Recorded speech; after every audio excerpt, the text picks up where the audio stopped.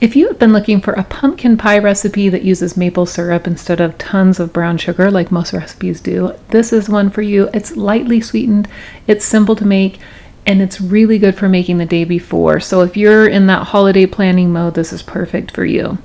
Pumpkin pie is an incredibly easy pie to make if you've never made one before. The only tip that I have is that I like to mix the eggs separately from everything else. This just ensures that they're mixed all the way and you don't get scrambled eggs in your pie.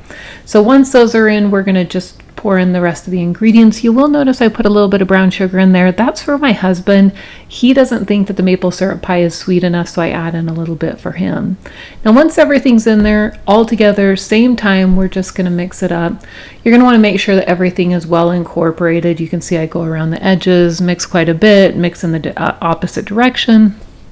Then once that's done, we're going to pour it into our prepared pie crust. This is not baked. You can buy a pie crust. I like to make my own. I'm going to include that in the description as well as all the ingredients and the measurements. Pour this in, move it right to the oven. You're going to want to bake it until there's just a slight jiggle. It's going to look set, but just a very, very slight jiggle.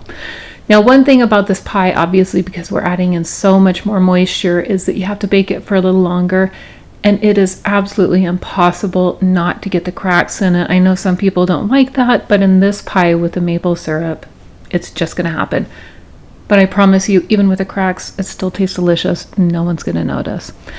This is the pie the day after. It's already chilled. It's already set all the way. I do not like a warm pumpkin pie. It's just runny. It's kind of gross. So let it cool at room temperature and then move it to the fridge.